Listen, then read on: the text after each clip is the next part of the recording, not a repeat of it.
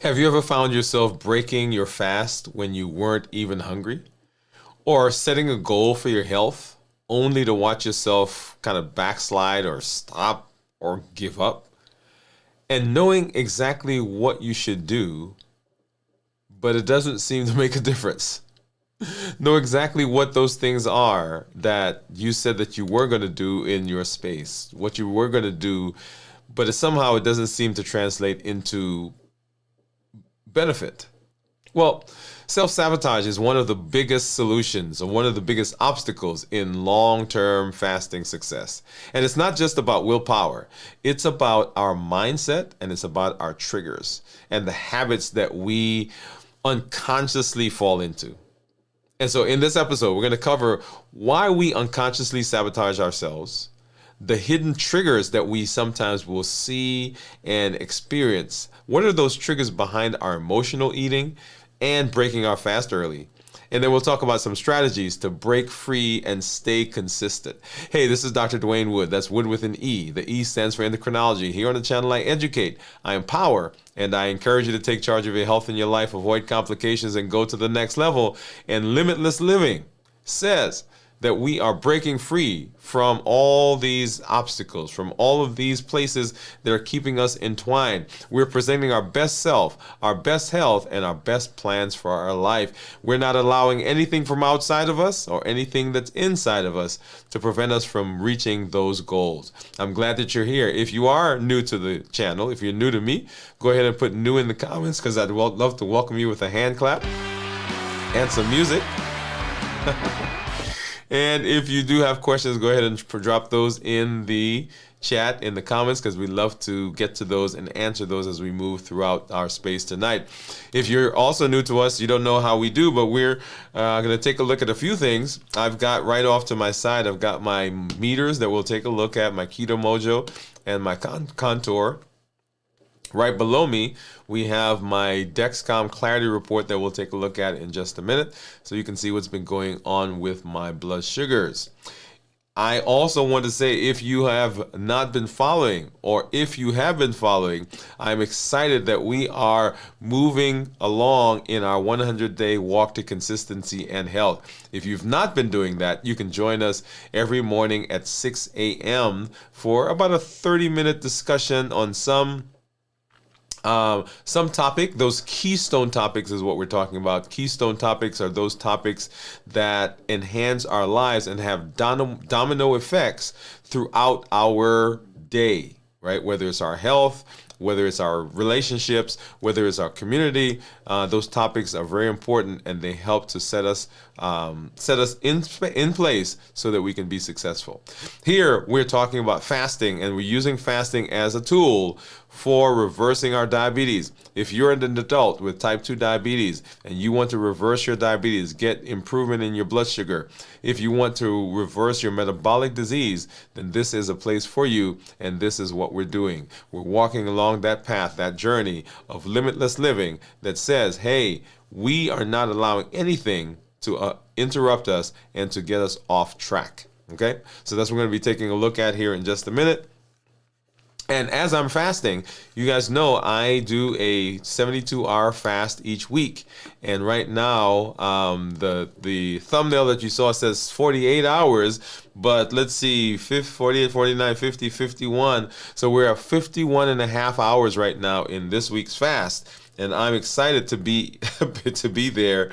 As you know, last week we had some challenges getting into the fast, and because of, and we talked about that as we went through the episodes last week. So go back and watch those. But this week we've done a good job, I think, of resting, dealing with some issues, some stressors, some scheduling issues, and I'm feeling good. We'll talk a little bit about that as I do my check-in, which will coming up here in just a minute. Also, I see some community members out there that we'll take a look at and say hello to. But let's go ahead and let's do our check-in. And when I do our check-in, what we're doing is we're talking about those places where our biggest challenges can be. And that typically is how we're feeling physically, how we're feeling mentally, and how we're doing emotionally. And I mentioned to our some of our members as we did our community meetup tonight, is that these are the places, right, that seem to continually be the stumbling blocks if we're not careful. How we're feeling physically, mentally, and emotionally. And right now at 50 plus hours of fasting, I'm actually feeling physically pretty good. I'm feeling energetic. I'm not feeling lightheaded, dizzy, sweaty, palpitations, all those things that sometimes people will say they feel as we're talking about fasting and decreased energy. Many of those things, and you'll find out about that as we do our check-in tomorrow, and we do a review of fasting where we talk about how to start a fast, how to get through a fast, and then, of course, how to break a fast. We'll talk about the fact that in fasting, if we are not well rested, then that shows up in symptomatic ways, and people will blame the fasting, but it's just a matter of preparation, the things that we have done or have not done. For instance, remaining hydrated. As I say that, here's my mug. Let's take a sip. So physically right now, I'm feeling energetic. Mentally, I'm feeling clear. I've been today, because I'm resting, I feel sharp. I don't feel fuzzy-headed. I don't feel like as though I'm walking through a tunnel or bubble, those are some of the phrases that people will use. But right now, feeling pretty clear. And then emotionally excited for some things that are coming up. I'm doing a couple of programs this weekend. And of course, I'm here with you. We had our community meetup here just a little while ago. And just some exciting plans for the show, for our community, and for the community, our community, and some of the things I'm doing in the community. All right. All right, so let's go ahead and let's hop over and let's take a look at blood sugars. And you'll see there, this is my Freestyle Libre. And right now you see that my blood sugar is 72. And you'll see right here, this is the squiggly line that you'll see. That is what my blood sugars have been. And you'll see for most of the day, they've been kind of straddling 100, near 100. And then, of course, now it's going down to 72. If I look at my Dexcom app, it has similar numbers. This one, we can actually go, and I'm going to do 12 hours first. We can see what the blood sugars have been, and you'll see there that we started out 97 and continue to go down to the 80s, 80s, 80s, and continue to drop into the 70s. Okay, right here we popped up. We went from 70s up to the 80s and then back down. And right now, we're in the 70s. If I look at a 24-hour period, right, kind of similar thing. And right there, that was yesterday, we talked about, yesterday we talked about that spike that we get right after the morning. And today it got up to 103, I think was the highest. Right, there you go, 103. And then continued coming down and down and down and into where we are right now. So if you think you know what my ketones are going to be. So right now, like I said, 48, 49, 50, 51, 52, almost 52 hours of fasting. What do you think my ketones are as I hop over and let's take a look at what my monitors are going to say. So let's go ahead and grab those. Let's do this. So right now I've got my container with my strips, brown, this is a Keto Mojo, brown for blood sugar, blue for ketones, and then I'm going to grab a Lancet since I'm in here and get this over that way. And then here is my, here is the contour strips. So go ahead and grab those out. Right, pop that in. And let's go ahead and put this in the monitor. We're going to open these two. This one, of course, is the blood sugar. And then the blue one here in just a minute will be ketones. Let's go ahead and get that open. And I opened this because I just want to have it off to the side ready to go. And go ahead and grab, this is a Lancet, so I'm just going to pop this open. And then find a finger. And as I said, you know, My fingers are pretty callous, and so I tend to use the same ones over and over. Let's see if we get a good flow of blood from this one. Yes, we did. Let's go ahead and get that started. That's the contour. Let's get another drop for the Keto Mojo, and this is the blood sugar. And you'll see right there, the contour says that my blood sugar is 70. Keto Mojo says 55. And right off the screen there, you'll see that's the Dexcom says it is 75. So let's get that out and grab a lens or strip for the ketones, if I can get that in there. And then looks like we got a good drop of blood. And get that started. Awesome. All right, here we go. And so that went smoother today. So I'm not going to show you what that is because we're going to pop off the screen in just a minute. Hopefully we're getting some guesses out there. And we'll see what it is. So let's go ahead and let's hop over and let's say hello to some of our community members. Let's see, who do we have? Jian is on and she is here first. So Jian, thank you for coming through. And she's saying, hi, Wood Gang, welcome. And then Jian says, Doctor, happy to see you again. Yeah, we just had our community meetup earlier tonight, and so glad to see you guys again. Pamela says, hello, Doctor and Jian. I'm still awake. That's right. We're a little later tonight than we normally are. Wow, good Pam, says Jian. Pam is laughing. I'm 19 hours fasting now, but a little bit dizzy. Make sure that you're hydrated, Jian. Make sure that you are remaining hydrated. That's one of the challenges for a lot of us. When we're not eating, we also don't think about drinking. And Pamela's, of course, saying, be careful. Jian said, thank you, Pam. And Cornelia, hey, Cornelia, welcome. She's saying, hello. Good to see you again as well. Jian says, Cornelia. Jian says, I can't fix you. Can't find you in WhatsApp so far. Okay, so remember, you guys can hop into the community area and kind of chat there as well. Hey, Cornelia Max, he says, good job, Jian. I tried finding you too. He says, hi, Pam. Could you send me your mail? Is what Jian is saying, and so people are trying to connect. So love that.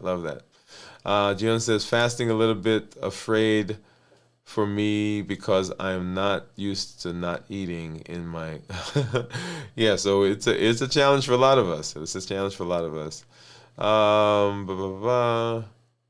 Let's see. Cornelia, I want to share with you fasting experience together. So Jian, it's okay. Everybody's trying to connect with each other. Woodgan keeps me number. Please always connect. Yeah, so we want to make sure that we're connecting with each other. And then I've got some guesses on my ketones from Cornelia, 0.8. Jian says 1.0. Okay, so I'm going to go ahead and star those. Yeah, there we go. I get those starred. All right, so we'll come back and we'll take a look at blood sugars, ketones here in just a little while. So let's go ahead and let's hop into our discussion, right? And so we're talking about why, what about sabotaging, right? So we are sabotaging. How do we stop self-sabotaging our fasting and our health? And it is an interesting process because we often find ourselves, as we talked about tonight in our community meeting, we talk about being motivated, right? So motivation is there, and we listen to a video, we may see someone and we have a conversation, or we all of a sudden, I shouldn't say all of a sudden, something happens in our lives, and we are motivated to get going, and we start, right? And then it kind of fizzles out. So before we talk about solutions, what we need to do is understand why we get in our own way. And there are lots of reasons why we get in our own way. Get your journal, get your pad, pencil. We're going to go through some of these. So number one, fear of change and fear of success. So fear of change and fear of success. So many people think that they actually fear failure, but they actually fear success. If we succeed, right, and this is the thought, if we succeed, that means that I have to maintain this, whatever it is. And that can be scary. So if I put my best foot forward and I show up and I'm successful, that means I've got to keep going. And that can be scary. In fact, let me share something with you. When I started the process several years ago and began researching and began looking and began trying to find a way for personally managing my own metabolic disease, there were times where there were things that were working for me and I wasn't sure if I could keep it up. And so I stopped. Because if it worked, then everybody would expect me to keep doing it. And so sometimes the fear of success actually stops us from doing the things that we want to do, right? If we succeed, we got to keep it up. If I lose weight and I get healthy, people expect that of me now. And I'm not sure that I can keep that up. So my solution is, I'm not going to do that. Okay? Well, but the solution to that is to start asking ourselves some questions. What am I really afraid of? What am I really afraid of? Is it actually that I'm afraid that I can't do it? Or am I afraid that I will do it and I will succeed, and then their expectations goes up? Bring that fear into the open so that you can work through it, right? So understand what's going on. Understand where the fear is. Understand that it is not that you can't do it, that you can't succeed, is that if I do it, now I feel like, okay, now I've got to perform. Okay? So that's the first one. The next one is we're comfortable in our old habits. So even things that are detrimental, things that are not good for us, if it's familiar, our brain, our body craves the routine of it. And even if the routine is unhealthy, we will go to that naturally, right? Because it's like that old shoe or that old jacket that you put on that may not look its best, but you've broken it in and it feels comfortable when you slip your foot in there, right? It just grabs and it surrounds and it just cushions your feet. And you're like, okay, yeah, I'm going to wear this. I know it doesn't look great, but this is what I'm going to do, right? The foods that we eat, the times we eat, even the emotions we associate with eating are all deeply wired patterns, right? There are things that I eat because of my palate, because it's a routine that you would like, I'm not sure about that. And things that you eat that other people in your group they don't eat like that. But those are patterns that we have, and they are familiar, and our brain wants to go there. Our brain wants to stay there. Your brain will try to put you and pull you back into what feels safe and familiar. That is why there's this thing in the brain, so the hypothalamus. And we always talk about, well, not we, but often in endocrine circles or when we talk about obesity and weight loss, the hypothalamus is kind of the thermostat of the body. And the hypothalamus understands, it knows what your weight was. And so sometimes we're trying to lose weight, but the hypothalamus actually wants to go back to where it was. And it will produce situations. It will cause you to do things to bring your weight back up to what it was before. And that is one of the challenges that the body seems to be fighting us to get back to where it was before. And that's the same thing here. When we are trying to make change, often the brain will pull us back into what feels safe and familiar. And often that is those behaviors that we've gotten used to that may not be the best for us. So in that case, what's the solution? Right? We got to expect resistance. We got to expect that there's going to be some resistance from ourselves, from outside, yes, but from ourselves as well, right? Normalize the discomfort. Normalize. You've got to say, okay, this is just my brain trying to keep me in an old pattern. So I want to fast. I want to go to a 24-hour fast. I want to go to a 72-hour fast. I want to go to a 40, whatever the number of fast. You want to do intermittent fasting. Forget about fasting. You simply want to change how you eat. And there are those patterns that you've gotten into that you start to fall into, and you've got to say to yourself, okay, this is just my brain trying to keep me in this old pattern. And I'm changing. I'm not doing this.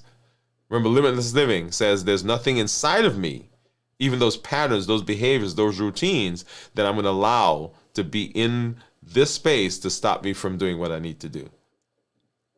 And the next reason that we or next place that we sabotage ourselves, or next thinking that we use to that, is the all or none thinking. All or none thinking.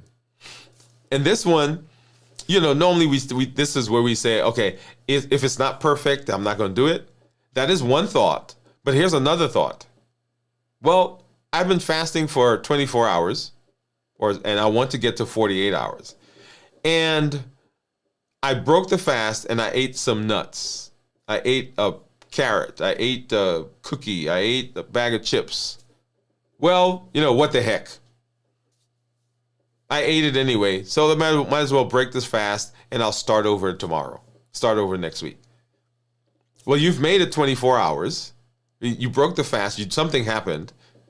And so rather than at that point saying, okay, I'm just going to, at this point, start again and continue in the fast, we throw our hands up and say, okay, we're going to stop. I've already eaten. I'm already off plan. I'm already off the reservation. So I might as well eat everything. Or I broke my fast an hour early, so I failed.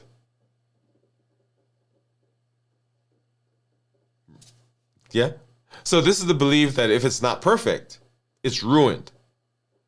And this leads to more self-sabotage. Because remember, our brain always wants to help us feel better. It doesn't want us to be wrong. It doesn't want us to lie. And so it will create situations where what we told it is true. So if I failed, then it's going to try to find situations where I'm failing. So I failed this week. That's what I told myself. So next week I'm going to try to fast, and I'm going to fail again because the brain said, well, she's a failure, he's a failure, so let me stop them. Let me put things in the roadblocks in the way. Let me make cravings go up. Let me distract them with thoughts of food. Let me bring back the food noise. Because we have to create a situation where you fail at fasting. And so what is the solution for this? Well, one is to shift from the perfectionism to the progress mindset. That is, we're not in the business of perfection. We're in the business of progress. And progress may be slow, it may be halting, it may be 2 steps forward, 1 step back, or 1 step forward, 2 steps back. Whatever it is a process, and we're not looking for perfection. So instead of thinking of extremes, ask, what's the next best decision I can make? When we talk about recovery, right, addiction recovery, we don't tell people not to have a drink for the rest of their lives. We don't tell them not to have a hit of some drug for the rest of their lives. We don't tell them not to gamble for the rest of their lives. What we say is, at this moment, you don't have to do it. This moment. Now, you may do it the next moment. You may do it the next hour. You may do it the next day. We're not concerned about that. But at this moment, we don't have to do it. So what's the next best decision right now? Not tomorrow. We're not thinking ahead, but at this moment, what's the best next decision?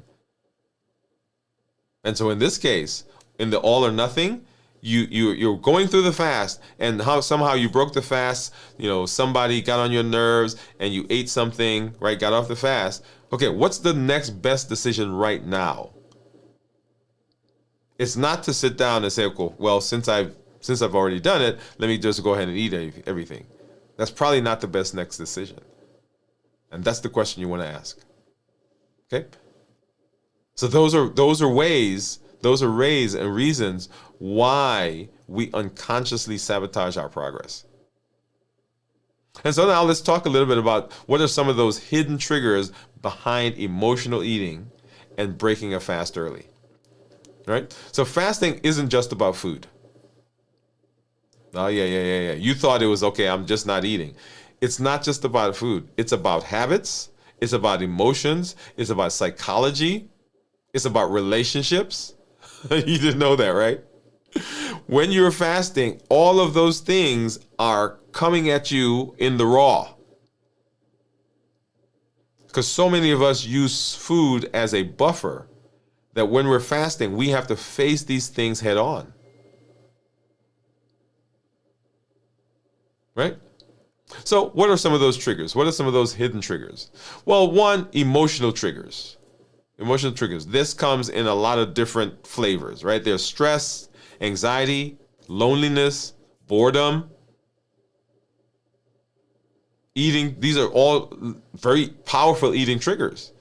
Because think about it. You're at the house and there's nobody around and you're feeling lonely. You're watching TV and you may be watching one of those movies where, it's one of those love stories and everybody seems to have somebody. You look out the window and the pigeon is sitting next to a pigeon, right? You look down the street and the dogs are walking together. You look in the park and the couples are everywhere and you are at your house. You know what we do often in that space? We eat.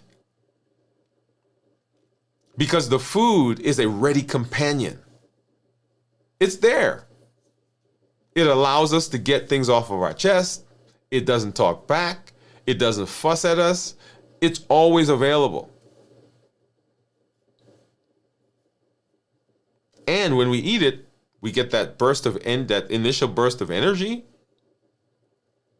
Think about it. And we eat not because we're hungry, but we eat because we are looking for comfort. The food noise that we talk about, that's often an emotional noise. It comes from the emotions. So in this case, right, emotional triggers. So what's the solution? You want to identify the emotional trigger. What's the biggest trigger? Ask yourself, when do I feel the strongest urge to break my fast? What emotions am I feeling at that moment? We're going to talk a little bit here in a little while about the COPE model, right? So what is the emotion that I'm feeling? And what else can I do to soothe myself besides eating? Or what else can I do to divert? What else can I do to not go down the same path that I've been doing all the time? Now, the self-soothing. An interesting point that I want to make here is that we don't have to soothe. We don't have to fix every emotion. We don't have to get away from every emotion. We don't have to feel better right now. And it's not going to be forever. But in our brain, in our mind, this feeling that we have, oh, this is going to be here forever, so I got to get out of it. And we got to get out of it quick. So one, we've not learned how to be in a space where we're uncomfortable and still function. Two, we think it's going to be forever. So this thing is going to last forever. So if it's going to last forever, I can't tolerate that, so I've got to get out of it. And we remember what it was like when we had the food and the food made us feel good. The food made us feel better. The food calmed us. You remember that time when you were with that person where you ate that thing and you felt that way. That's it right there. So it soothes us. And then the other trigger, right, is social or environmental triggers. And these are big ones because they're all around us. The social pressures where people say, oh, just eat a little bit. It won't hurt you. So you show up at a family function, or you're at work or somewhere, and people are bringing stuff, and oh yeah, just eat it. Just have a little bit. It's gonna be okay. Oh, don't hurt her feelings. Yeah, yeah, it won't hurt you. Then there are habits that are tied to environment. There's snacks in front of the TV, popcorn at the movies, cookies and milk before you go to bed, candy in the candy jar as you walk by your coworker's desk. We've got the fruit in the fruit bowl as we go past the kitchen. All of those are environmental cues that are triggers that push us, that can take us off our course. Seeing or smelling food. Someone asked me a couple of weeks ago, one of my team members, they said, well, does it bother you when you smell the food? And I said, no, it doesn't. Right? I get into my fast beyond those first 8 to 12 hours. Let me say that, right? But usually in the fast, not an issue. But yesterday I was out. I was doing one of the episodes for my 100-day walk to consistency, and it was during lunch. And as I was walking by the hospital, there's a little shopping center that's there. And as I walked by the shopping center, there were these smells that just wafted up, because there are probably, I don't know, easily 10, 12 restaurants that are in that area, and all of those smells were coming up, and I had to move. I had to walk away. I was like, okay, I can't do this episode over here. I got to go find a different place to walk. Right? So seeing or smelling food, right? Those visuals, those cues, they're huge. When we see our community, right? Like when I come home, if I'm fasting and I come home and my wife is in the kitchen and she's making dinner. Right, we have Taco Tuesday, or my son is sitting down, and she may be out, and I'm coming home, and he's grabbing some snack, and I come and I sit, because I try to talk with him as soon as I get home. I come and I sit, and he's eating, taking a snack, and I'm sitting there. That social cue can be a trigger that pushes me.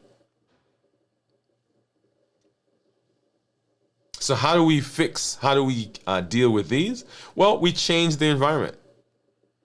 If you always break your fast watching TV, then change the location. If you always break your fast, and one of the things I talked about with our community, was it last week, was that I've got to figure out a different schedule for cooking. Because when I cook, I break the fast. So there's certain things that I cook on a weekly basis that my son likes, that I like. And if I do that, like when I make my jerk chicken, if I'm doing smoking or I'm doing some curry chicken, if I'm doing that and it's during the fast, I will break the fast, because I'm tasting it. And as soon as I taste it, my brain says, hey, what the heck? You had some. Might as well keep going. All right? So change the environment. If food in your house tempts you, make it harder to access. Don't bring it in the house. I had to get rid of, I think I showed you guys a couple weeks ago, my demonstration box that had all the stuff in it. I had to take that stuff out in the garage, because it was here for demonstration, but my brain said, hey, it's right there. Let's get some. Right? And if the social pressures are a problem, prepare your response in advance. Think of what you're going to say. Don't be nasty. Don't be fussy. Don't be arrogant. Just, what is my response going to be when people say to me, hey, just eat it. It won't hurt. Think of that in advance, because when you're in the situation, it's going to be difficult to say that, difficult to explain that, difficult to go into that, and your brain's natural tendency, the path of least resistance, is to just eat it and not have to worry about it. Okay? And then physical triggers, poor sleep and stress, physical triggers. So lack of sleep increases your hunger hormones. Yeah, the ghrelin goes up, leptin goes down. And it interferes with willpower. Now, willpower, we've talked about this before. Willpower, everybody believes that this is the end all and be all when it comes to our habits and our behaviors. But as I shared with our community earlier today, motivation and willpower wanes, it waxes. It depends on what's going on. When I'm feeling good, I've got great willpower. When I'm not feeling good, I don't. I'm motivated after the speech, but as the week goes on and life starts to get to me, my motivation goes down. So when I'm tired, fatigue will push through all of the decisions I've made. So I've decided I'm not going to eat it, but I'm tired, so I'm going to eat it.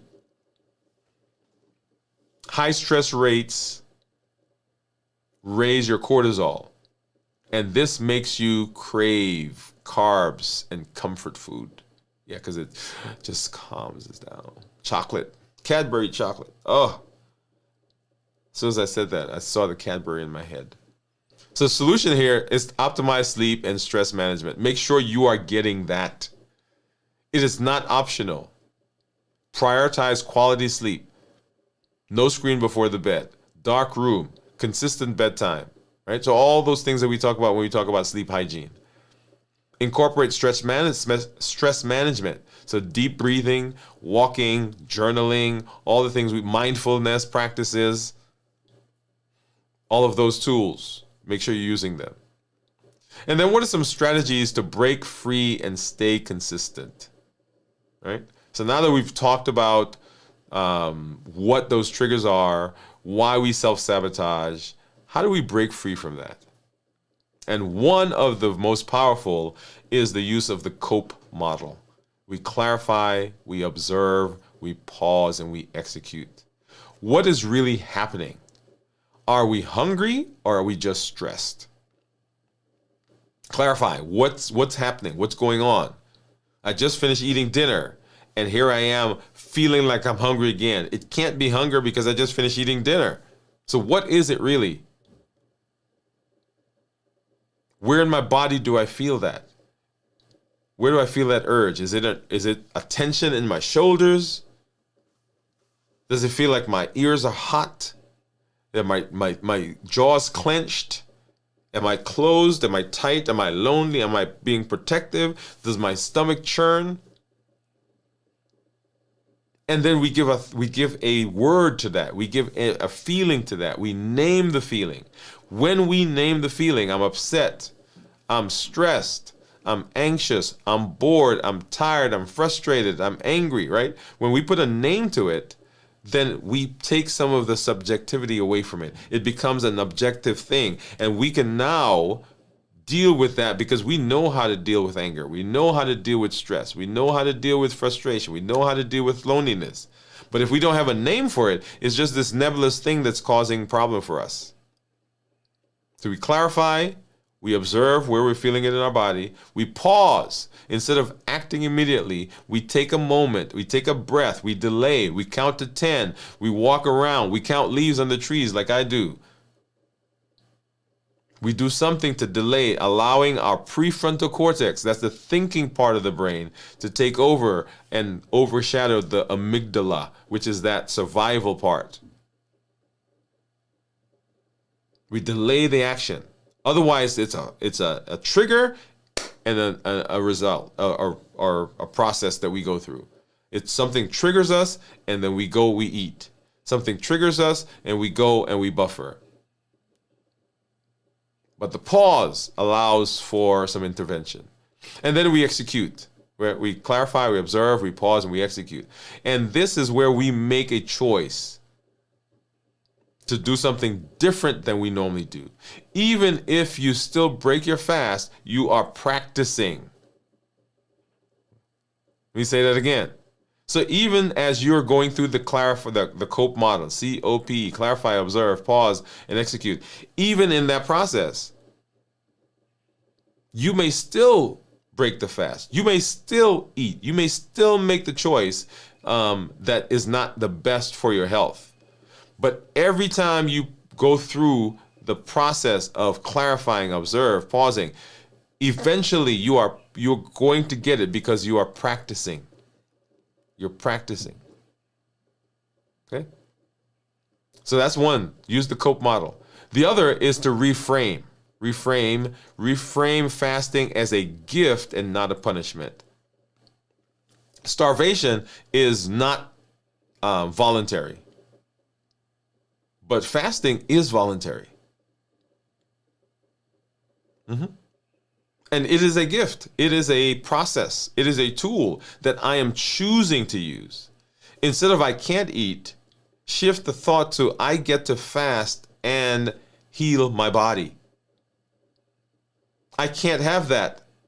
I get to do what I need to do for my metabolism. See the frame shift? Remember your why. Why did you start the fasting process in the first place? What brought you here? And when you feel weak, repeat, I am in control of my choices. I am in control of my choices. I am in control of my choices. Back to limitless living. I am not allowing anything outside of me. I am not allowing anything inside me to derail me. Okay? And then you can create a self-sabotage recovery plan. We all need one. We all have moments of weakness. We all have times when we don't follow through. And instead of spiraling out of control, plan for it. Ask yourself, if I slip up, what's my next best step? When I slip up, what am I going to do next? Because if you don't have a plan, you're just going to follow, like I said, what the heck, might as well eat it. But if you break your fast early, commit to eating a balanced meal instead of going off the rails. It's not, okay, I broke my fast because I ate those 2 nuts. Oh, might as well. Let's go eat some pizza. Let's go eat, drink some orange juice. Let me go have some ice cream and candy and cookies and cakes and donuts. But have a plan. If you emotionally eat, write down what you felt and use it as a learning moment. So even as you're eating the cookie and the candy and the cake, write in your journal why you're doing it. What are you feeling? And then build a resilient fasting mindset. Motivation comes and goes. Motivation is fleeting. It comes and goes. What keeps you going is routine, consistency, rhythm, alignment, and structure. Rhythm, alignment, and structure. Rhythm, those things that you do in a rote manner. You're doing them over and over and over until the neurons connect and it becomes automatic. Rhythm. Alignment, that is the behaviors that I have. Are they aligned with what I said my purpose is and what my why is? So I broke my fast early, which I didn't intend. And so my next behavior, is that aligned with what I say I want? Begin thinking that. Each choice that we make moves us closer or further from our goals. Each choice that we make moves us closer or further from our goals. Think to yourself. Use some affirmations. I am learning. I am not failing. I broke my fast. I learned from that. I didn't fail.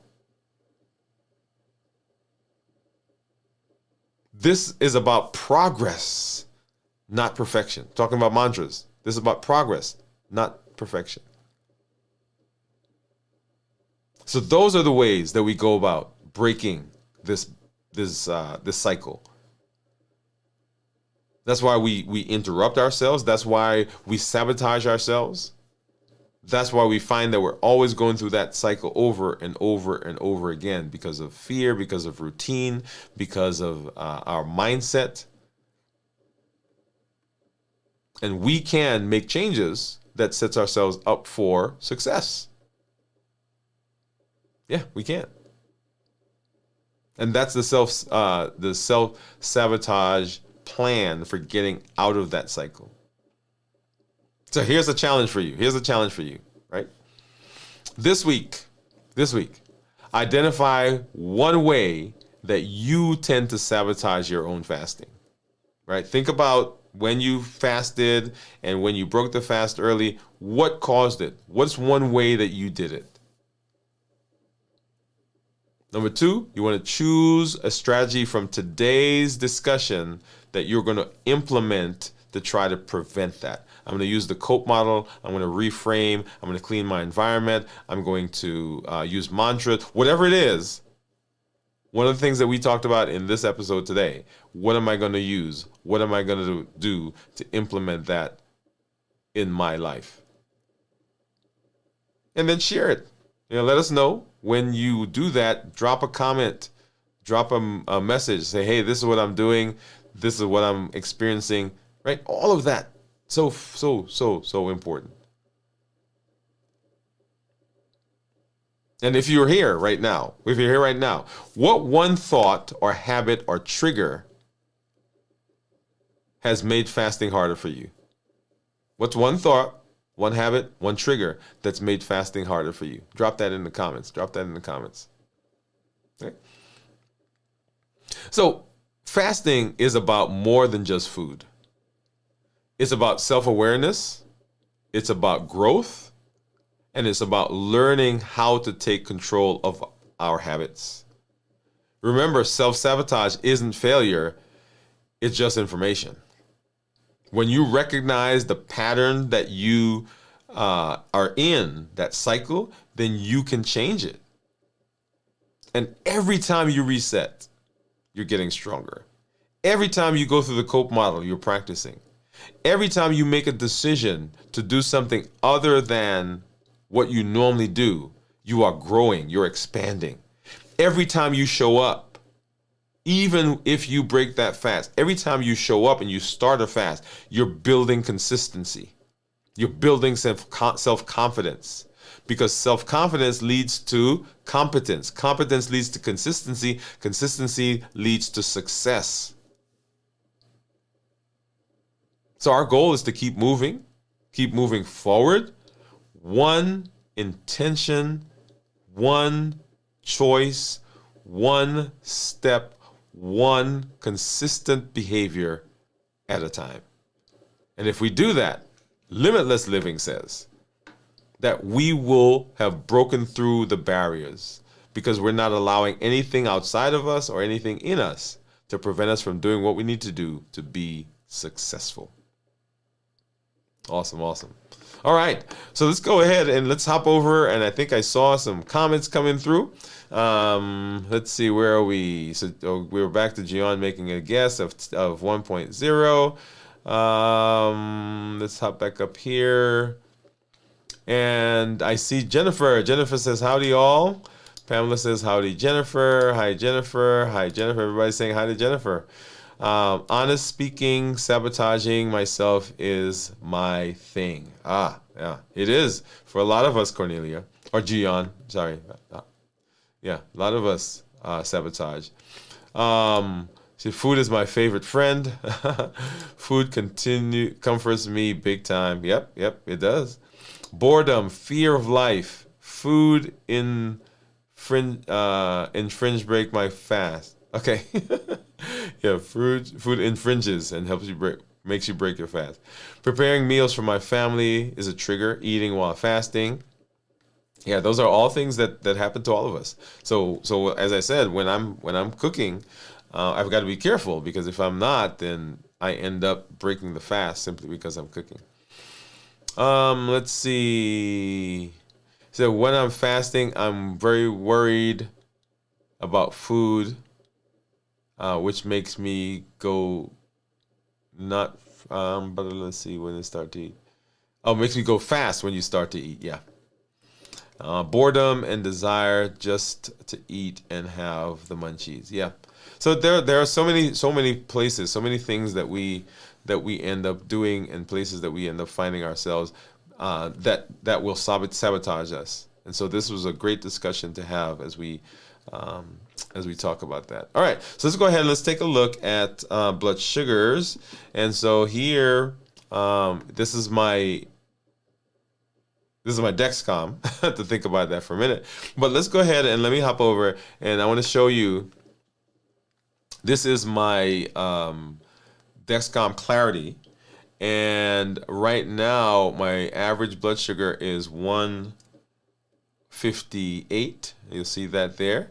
My average, my glucose management indicator is 7.1. So if I got an A1C now, based on this, it would be a 7.1. I'm in target. I'm in target right here 70% of the time. That's that number that you see, 70% of the time. And let's go ahead and let's hop over and let's take a look at blood sugars, right? So I've been fasting now for 53 now, 53, 54 hours. Let's see, 48, 49, 50, 51, 52, 52 plus hours. Okay, and so so for most of today, you'll see there that my blood sugar has ranged below 100. I think there was one point here, yeah, right there, where it popped up above 100, went to 101, 103, I think was the highest. And then for the most of the rest of the day, we've been kind of hanging below 100. I mentioned to you over the last several weeks that my blood sugars have been 30 to 40 points higher since I became ill a couple of months ago. And I finally feel as though I'm getting a handle of it on it. It'll be interesting to see what my A1C is when I get my blood work results, which I did last week or week before, last week. So that should be coming in. Actually, I should have it because I'm going to see my doctor here in a day or so. Okay, but the numbers, as you see, are finally, I think, starting to come back to what I expected them that they would be, down into the 80s and low 90s. Yesterday, so here I am at 50 plus hours, 52 hours. If I go back 24 hours, right, then 25 hours right there, 26 hours is when we did our show. And you'll see there that the blood sugars were coming down nicely. So we started up in the hundreds in the morning, spiked up right around noon, and then began coming down.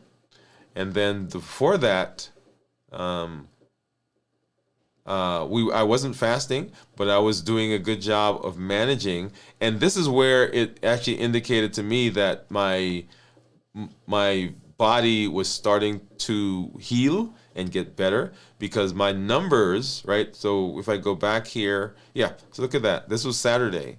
As I was eating, look at how high those numbers were. And then all of us, well, I shouldn't say all of a sudden, then we started getting better, right? 160s. And then over the last couple of days, look at that. The highest it's gotten is 160s. And then, of course, as I got into the fast, into the low 100s, then into the low 90s, and then now in the 80s, right? So it'll be interesting to see what those numbers are as we get there tomorrow.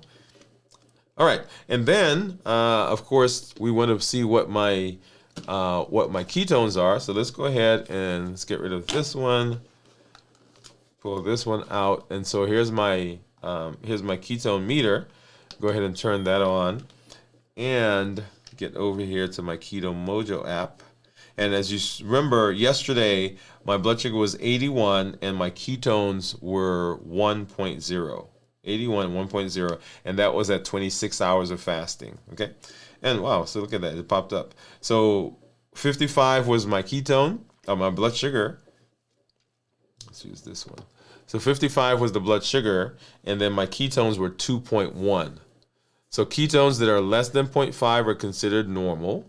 0.5 to 1.5 considered nutritional ketosis, and then above 1.5 considered therapeutic ketosis. And you'll see there 2.1, that's well into the therapeutic ketosis range. If I go back, and let me see, what I want to do is, just kind of scroll back. And so these are some of the numbers that I was getting. So that's what I was yesterday. And then this was an erroneous number that we got. If you remember when I checked my blood sugar yesterday, I didn't put enough I didn't get enough of the drop of blood on the strip, and so it didn't give us a good number. And we rechecked it, and that's where we got the 81. Yeah, this 81 right here. Okay, and then going backwards, let's see, 125 with ketones. Well, so yeah, 125 with ketones of 0.3, 187 with ketones of 0.6. 98th with ketones of 0.9, 149 with ketones of 0.2. And look at that. So those are all, let's get back here. That's not what I wanted. Those are all numbers, as I was mentioning, where those blood sugars are much higher than I was used to and that I would have anticipated. Okay. All right. If I look at my graph, let's go here. Remember, insulin and ketones can't exist in the same space. And so when my blood sugars go up, insulin has to come out. When insulin comes out, then ketones have to go away. And so what you're seeing here is as my blood sugars were going down, so were my insulin. So we went from 187 down to 125. And as I did that, my ketones started going up, right? So we went from 0.3 to 1.0 there. And let's see if I have, where's the one from today? Give me just a sec. All right, and there you go. So if I look at today, right, the blood sugars kept going down. So it went from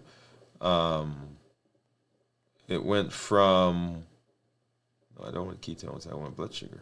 There we go. Okay, there we are. So my ketones went from 1 up to the 2.2 that it is now, and blood sugar went down to 55 from 81, right? So 81 there, down to 55, and ketones went from 1 up to 2.1. Right? So that's what I would have expected. All right, and so in our eating space, in our metabolism, as we're moving through metabolism, we have to remember that it's more than just a food issue, right? It's a growth, it's a learning process that we go through. And every time we show up, every time we reset, every time we practice, every time we use the COPE model, we're getting stronger and stronger and stronger. So remember our challenge. Make sure, I want you to check, okay, what is one way that you tend to self-sabotage your fasting? And then choose one of the strategies that we talked about today to implement in your life to try to see it, well, not to try, to be able to break yourself out of that cycle. Okay? All right. So as we are moving through our health and through our fasting, everything that we do here on the channel is built on the Triple E formula for success. We educate, we empower, and we encourage. We educate with the podcast, with the blogs, the show that we're doing. We empower with the tools, fasting, the 100-day walk to consistency, balanced bites. All of those are tools that we're using to set ourselves up for the best possibility of success. And then we encourage with the community that you are building, community that you are part of. And my ask for you is this: make sure you're doing the challenges. The things that we do, the things we talk about, the tools that we use, you want to begin implementing them. Otherwise, they're just theory. They don't take life. They don't get power until you begin taking action. So make sure you're taking action on as we're walking through this process. Don't just let this be a video that, oh, you heard something and that's it. Right? Begin putting them into practice in your life. Number 2, there are over 1 billion people on the planet with diabetes or prediabetes. You can be a voice for change in your community, in your family, in your social sphere. You can be a voice to say, hey, we can be better. We can do better. We can improve. We can reverse our diabetes. We can improve our health. We can improve our blood sugar, our cholesterol, fatty liver, polycystic ovarian syndrome, on and on and on. You can be that voice. And this is a place where people can come and they can find resources. It's out there on the channel. point them to the channel. Say to them, hey, let's go watch one of these videos. In fact, for our 100-day walk to consistency, and let me go back and see if I can pull that up. So far we're on day 50 something, 59, I think. And so what I did was I went through and I broke the videos up, and let me come over here, right, into weeks. And so each week there was a different theme that we dealt with: laying the foundations, building momentum, mastering mindset, enhancing mental and emotional resilience, building discipline, unlocking productivity, enhancing self-efficacy, strengthening relationships. Right? So each week, right? Because so far we've done 59 or whatever number of videos. So each week there's a different theme, and you can go back and you can listen to the videos on that theme, and they're in the playlist. Right? So we've created playlists for all of those.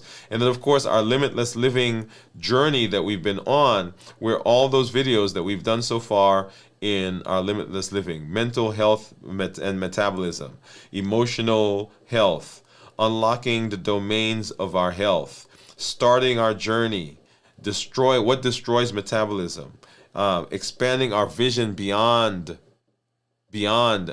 our health. It's more than that. It's all encompassing. All of that is there on the channel, and you get to watch that. You can point people to that so that they can come and they can get the benefit of being here. Okay? So we will be back tomorrow as we continue our check-in and do our review of fasting, preparing for the fast, getting through the fast, and of course, breaking the fast. Well, you want to be sure that you're here. On Saturday, we will be here in the space with our videos from the vault at 9 p.m. Central, Saturday night. And then This Week in Review, 7 a.m. Central, right here on the show, right here on the channel. And then we're back on Monday at 7 p.m. Central for Dwain Woode, MD Live, as we continue the path of limitless living, as we continue that journey. Be sure you join us as we move through this space. I love having you here. As I say, I love being with you and love the community that we're building. It's an amazing group that we're building, and we are getting amazing benefits. Thank you for joining me. This is Dr. Dwain Woode. That's Wood with an E. The E stands for endocrinology. Here on the channel, I educate, I empower, and I encourage you to take charge of your health and your life, avoid complications, and go to the next level. And in this year, we're living a limitless life. And limitless living says that I'm breaking free from all the obstacles. I'm breaking through the barriers. I'm getting over the humps. I'm not allowing anything from outside of me or anything from inside. No feelings, no memories, no hurt to prevent me from doing what I need to do to be healthy. I'm presenting my best self, my best health, and my best plans for my life. Good night, everybody. We'll see you at our next episode.